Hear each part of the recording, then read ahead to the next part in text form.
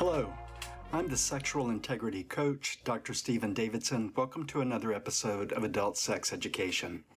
I want to thank those of you who subscribe and send me ideas for topics that you want me to discuss. I read and try to reply to most of your comments, so please keep those coming.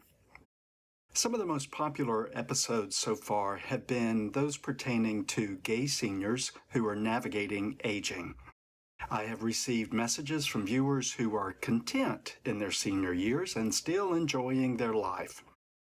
I've also received messages from other viewers who feel betrayed by their community and who in later life are living a more lonely and isolated existence. Last year, I released my second book, and the subject was happiness.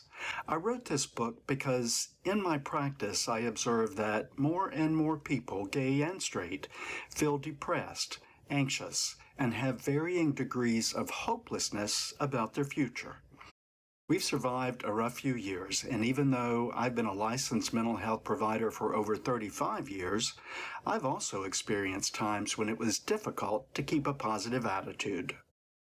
Attitude goes a long way toward helping us navigate the challenges in life. It is what we tell ourselves about our life that most influences the way we feel about it. With every challenge in life, we have three options: change it, leave it, or accept it.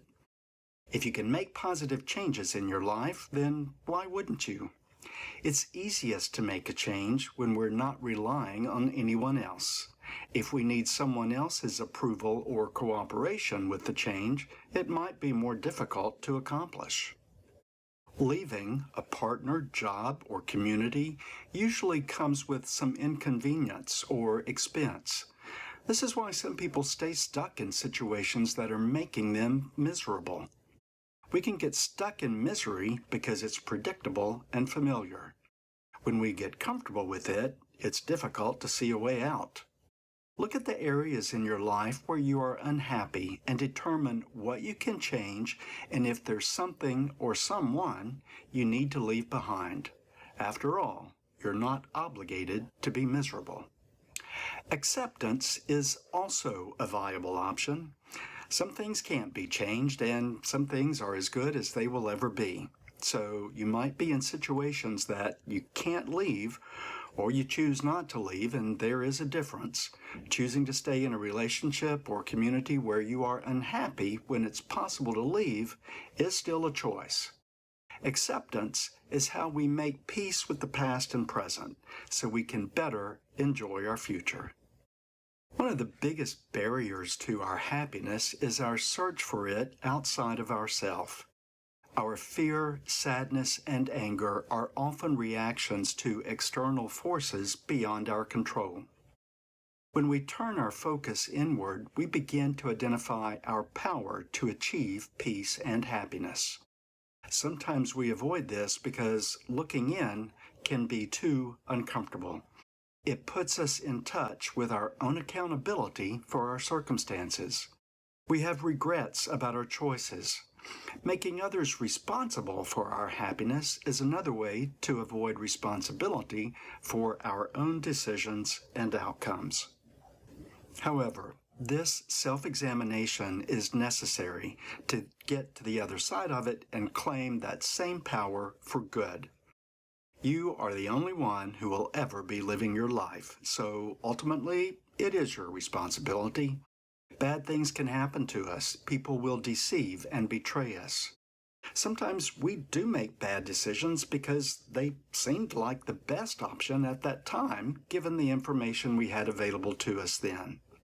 Even if our circumstances are beyond our control, we are still responsible for how we choose to deal with them. We can see ourselves as victims at the mercy of others, or we can decide to be heroes who survive and thrive in spite of life's challenges and disappointments. This has been referred to as the hero's journey. It's the theme in almost every movie, book, and fairy tale. The protagonist, that's you, enter the forest where you encounter the evil witch, the dragon, the troll under the bridge.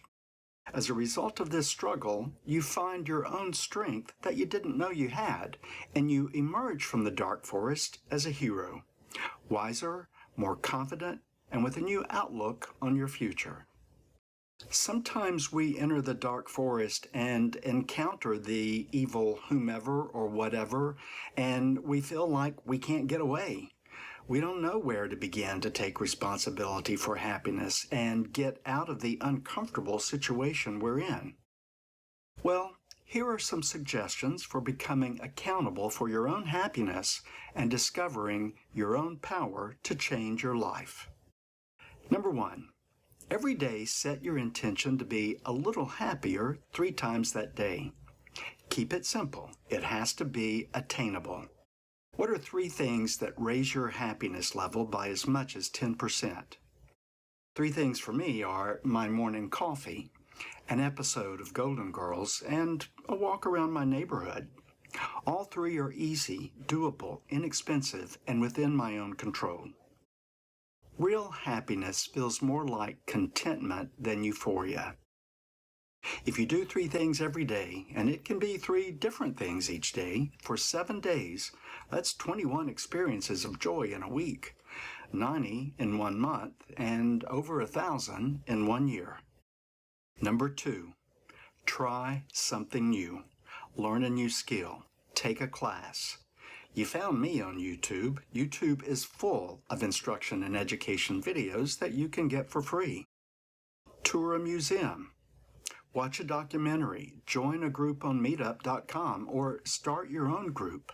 We have to be assertive at enriching our own lives and creating our own joy. Remember that your happiness is your responsibility. Number 3, something often recommended by 12-step recovery programs is the daily gratitude list. Each day, make a list of the things in your life that you are grateful for. This turns your focus to what is going well instead of what is not. Whether the glass is half empty or half full is simply a matter of attitude. When you identify all the ways life is good, the challenges you're facing now might seem less significant. Number 4, acts of service is another recommendation from 12-step recovery programs. When we are in service to others, we're less focused on the challenges in our own life. People welcome us in their presence because we show up to make the situation better. I once lived in a neighborhood where there was an older woman who walked the streets each day picking up garbage alongside the road. Initially, few people knew her name. She smiled or waved as you drove or walked by, and neighbors casually referred to her as the trash lady. After about a year, everyone knew her name. She started getting invitations from neighbors to visit them in their homes. I met her at a birthday party and learned her real name. She had a delightful sense of humor and said that not many women want to be known as a woman who walks the streets picking up trash. But it had helped her make a lot of friends. As an older single woman living alone, she felt compelled to get out of her house, get some exercise, and do something that made her a little happier. And number 5, let go of expectations. This has always been a difficult one for me. Not everyone shares my values, and I can be guilty of assuming that others live by the same rules I do. I might take offense at their behavior when no harm was ever intended. We all grow up in different families. We come from different cultures and traditions, and this is sometimes a source of conflict. When you stop expecting others to do what you would do, then you don't have to deal with feeling disappointed. This definitely requires acceptance of what is, because we usually don't have power to change others. If sadness and disappointment is something that you're struggling with, I encourage you to pick up a copy of my book for lots of suggestions for managing negative thoughts and emotions and taking power over your present and future. You can find a copy of it on Amazon, Audible, Kindle, and popular booksellers everywhere. If you're struggling with depression or anxiety, consider seeing a licensed mental health provider or talk to your primary care physician. You can reach the suicide hotline sponsored by the American Federation of Suicide Prevention by dialing 988 or go to their website at afsp.org. I hope you will like this video and subscribe to this channel. Subscribing is free. Check out my website for links to both of my books, Sexual Integrity, Finding the Courage to Be Yourself, as well as Peaceful Mind, Peaceful Life, the guidebook to happiness.